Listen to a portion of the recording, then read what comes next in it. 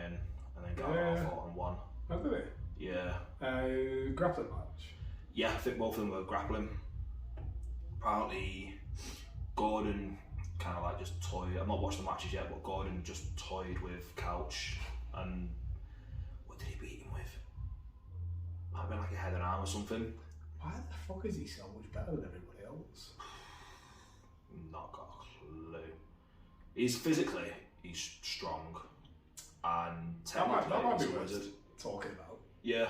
Yeah, because he literally is so much better than everybody else. Yeah. It's not really up for debate, is it? No, and I think you take away his size. I don't know, does his size affect, like his size and strength affect his jiu-jitsu? I don't think he. I mean, he obviously uses it, and I bet when you tie up with him, he's hard work because of his size. But he doesn't. He's not like a heavy player, is he? No. Well, he certainly doesn't.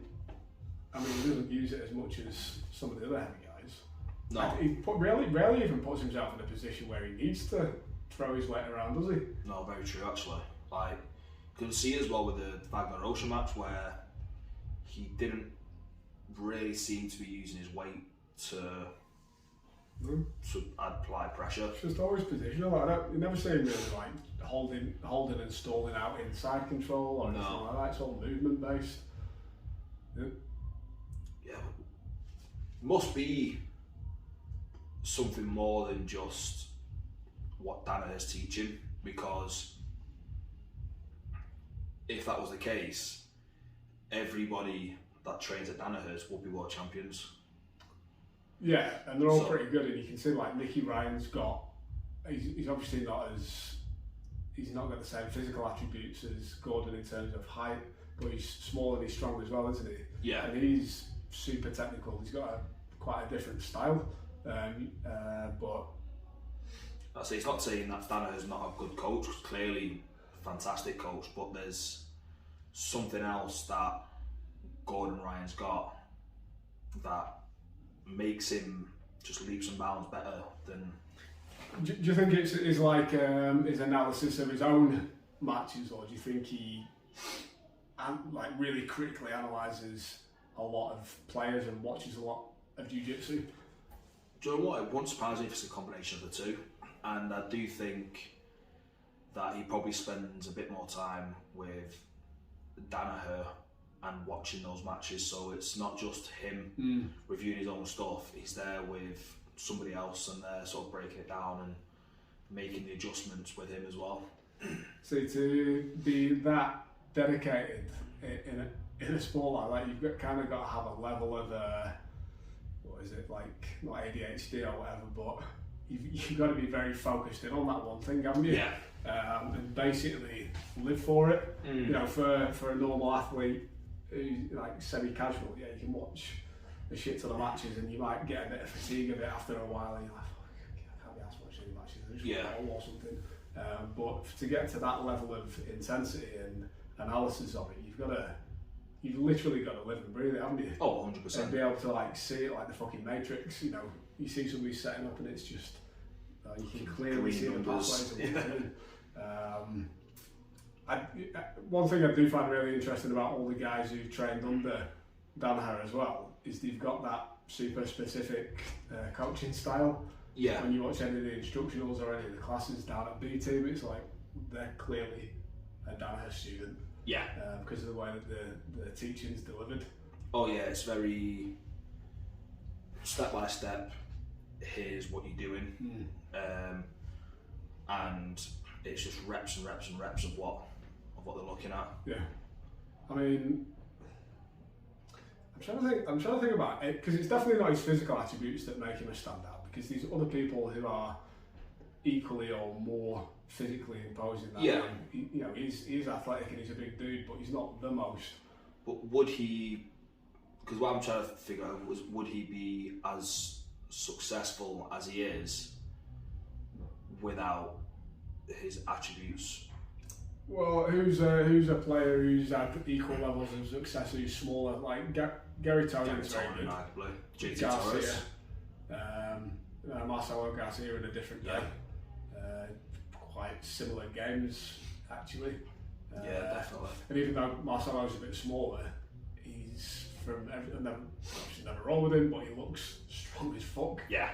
He looks like one of those guys where he gets a grip here and you ain't getting a grip on. He's got that like dad grip. Yeah.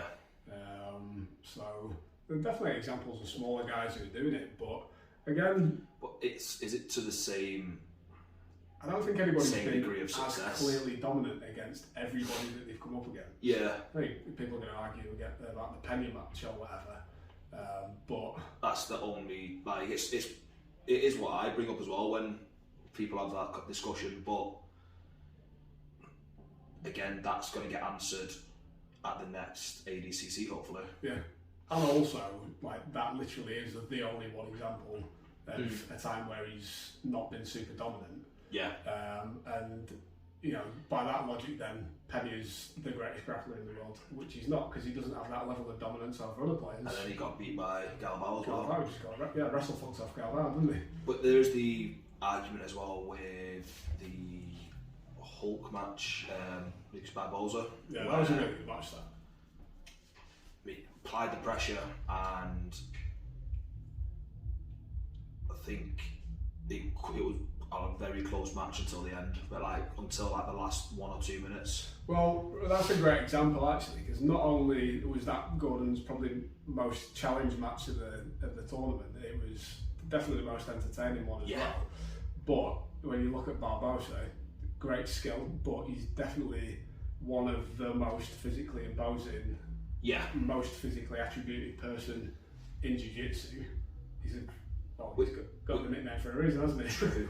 Which is where I get the thought process of, will Galvao beat him? Because he's kind of got the technical ability that he's got, but then you could argue that physically he's more imposing than Barboza. Yeah, Galvao's like top dog physically in that gym, isn't he? Yeah, he's like that Belgian blue bull, like just traps on traps. He's like the final boss in a video game, isn't he? Yeah. Or like the morph stage of a final boss, like Heihachi on steroids, when he does his transformation or whatever. But yeah, I mean there's been such a build up behind it anyway. But I can't think of a match that has the potential to be more exciting. The only counter to that would be Galvao's recent performance. So I've not watched it yet, but from what I've heard, Galvao wasn't as physically on it. So it looked like he was gassing quite quickly, playing a bit more from the bottom, looked fatigued quite quickly. Right, okay. Still had a dominant performance, just didn't look as impressive. Who did he fight? Was it anybody? Apparently it was some Dutch guy, I think.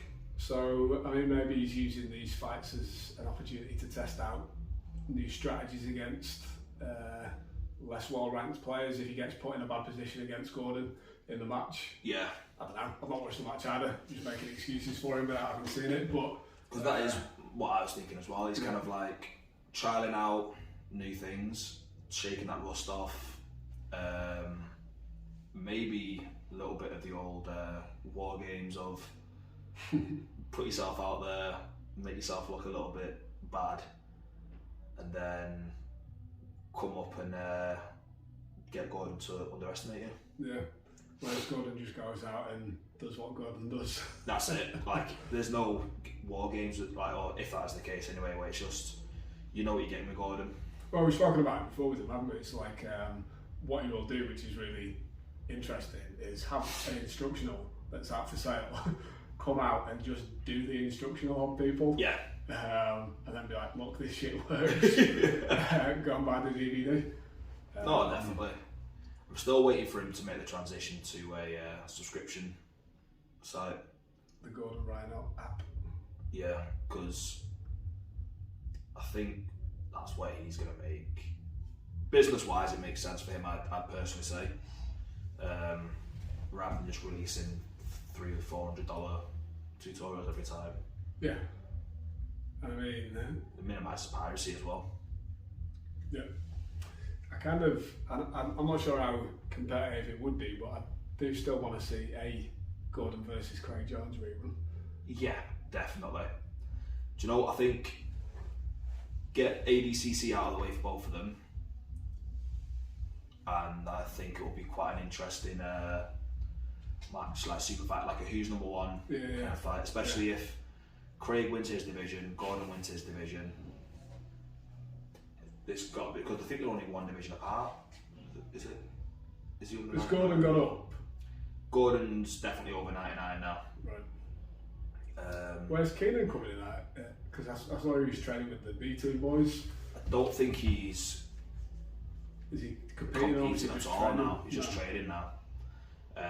Some good rolling footage on their YouTube of was it Count Films? Yeah, really enjoy their stuff. Yeah, and I really like seeing what Nicky Ryan's putting out as well on them. But it's just I want to see him compete. As frustrating as it is, and I know he's got his knee issues, but I really want to see him fight again. Yeah, he's got that exciting wrestle up from the bottom style, has he? And he puts it on people well. Going back and watching that Dante Leon fight, just wrestling up, spearing him across the mat from guard. Was that who he fought on Polaris the last time? Was that when he fought Uriah Faber? Did he fight Uriah Faber? I don't know if he fought Uriah Faber. It was the match when he did his knee. Uriah Faber? Benson Henderson? No. Let's confirm or deny. Yeah. False claims. But other news, we've had 2 successful weeks in martial arts for the viewers anyway. We had UFC Fight Night London, which was an absolutely belting card. Mohamed Mokayev with a very impressive win, and Aspinall. Like, somebody that big should not be able to move that quickly. Yeah, scary. That head movement and the way he slipping punches, getting into the body and just taking down. Beautiful. The sport's just going to a different level now than what it, Yeah. what it was. You look back at some of the old fights and some of the big guys moving, and it's just worlds apart, isn't it? You put most guys now in back 15 years ago. Yeah. Champions all in their own rights. And it's just so exciting to watch as well. Paddy Pimlott got that really nice takedown. Very nice. Molly getting that spinning back elbow. Yeah. Although she looked shocked that she landed it afterwards if you watch the replay. So I kind of wing it and see. We've seen Paddy perform quite well at Polaris, just in grappling tournament, so he's got like good. Yeah, he's got some good jiu-jitsu there. He's been working a lot with that J Flow judo as well over at Keenan's. So it's interesting to see how stuff as well, hasn't he? Yeah. Were we talking about this last time we recorded about how wrestling and judo is probably going to be the next big wave of stuff coming through? I think we sort of touched on it a little bit, but the instruction notes coming out at the moment, wrestling up, pressure passing, the Owens judo and wrestling for Nogi, there's a lot more instructionals coming out for it, and I think it's going to be a really big takeover, especially looking at Polaris. Some really impressive footwork from the stand-up and also some really impressive takedown stuff for those that were wrestling. Have you seen if there's anybody in doing the ADCC trials this year, like Pat Downey or any of the wrestlers that competed in those crossover jiu-jitsu matches? Not that I've seen, no. Who was it? It was Pat Downey and Bo Nickel, wasn't it? They were like 2 high-level wrestlers who started to do a little bit of jiu-jitsu as well. I wonder whether they've got good enough at jiu-jitsu now that they can avoid getting guillotined or... It wouldn't surprise me, especially I'd imagine that they'd have the capability to train near enough full-time now as well. Plus they've been at it for 2 years, so 2 years full-time as an already good athlete who understands how to grapple. I think you can learn pretty quick in that time frame. All they got to do is add 1 or 2 extra positions and add a few submissions to the game. And as well, collegiate wrestling transfers over really well because it's those continued positions, isn't it? Yeah. So you kind of hit the deck and then it's still going from there, and you've got to wrestle up, and it's not just like Olympic freestyle where there's a lot more pausing in it. No. And people should watch more collegiate wrestling, to be honest, because there's loads of it for free on YouTube, or you can go on Flow Wrestling and watch loads of it as well. All the NCAA stuff, all really exciting matches. Loads of different weight divisions as well. Is quite, I don't know if this is the most exciting grappling sport, but there's definitely a lot of action in it. Yeah, 100%. Probably up there, like, especially when you understand the rule set. I'd probably say if you look at the majorities of both sports, jiu-jitsu and wrestling, you could argue that the majority of wrestling is more exciting than jiu-jitsu. 100%. And that's because of all your double guard pullers, which, interestingly enough, the IBJJF are really trying to get rid of the double guard pull. What, the penalisation for it? Or they're trying to eliminate it. Eliminate the position to where it's sort of like you've got a time limit once you're in there, and then you get stood back up if you do it, if you keep going back into it. And there was something else that they're trying to do to improve start, like basically get rid of stalling. But it looks like they're trying to finally, after how many years people have been complaining about it, do something about the stalling. They should just do ADCC points. I mean, passivity negatives for not attacking, and then -2 for pulling guard. Yeah. If you want to do it, you can pull guard, but you're going to get a -2 points. The thing as well, what I don't get is those that do pull guard should feel confident enough in their guard to go down 2 points. If you're pulling guard, you're pulling it for a reason. Because then you can argue that if the person who doesn't pull guard, they're trying to pass, if they aren't passing, give them passivity points, take 2 points off them. Like, force the action in the matches. Someone pulls guard, 2 points taken away. Or if you do pull guard, IBJJF, just so they're probably going to want to differentiate themselves away from the ADCC. You've got 30 seconds to work, or you can stood back up. Yeah, stood back up or penalised. Getting stood back up might be a better option, because if you get somebody who's like, game plan is pull guard and then don't care about the points, wait for your opponent's passivity to be going against you, and then you're playing the game that you want to play, and it doesn't ever actually give the standing guy an opportunity to do any wrestling or judo. True. So maybe a stand-up would be better. Like, you've got your time, you've had 30 seconds to work, there's been passivity. If the guy wants to take a passivity point and stand the match back up, now it's -2 to -1, he gets another opportunity to wrestle. And then if the other person doesn't engage in the wrestling because they want to pull guard, -2 again. -2 again. Yeah. There's got to be a way around that. Because in wrestling, where if there's a 10-point differential, like they need to bring a tech fall in. Yeah. Like, watching when I saw Gordon Ryan go like 30 points up on someone, I was like, stop it! You're killing him! He's dead! He's already dead! Imagine losing -10. Imagine tech falling yourself. Yeah.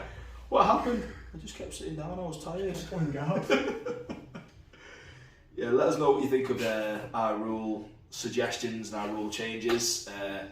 Do you agree with passivity points? Do you agree with the negative points for guard pulling?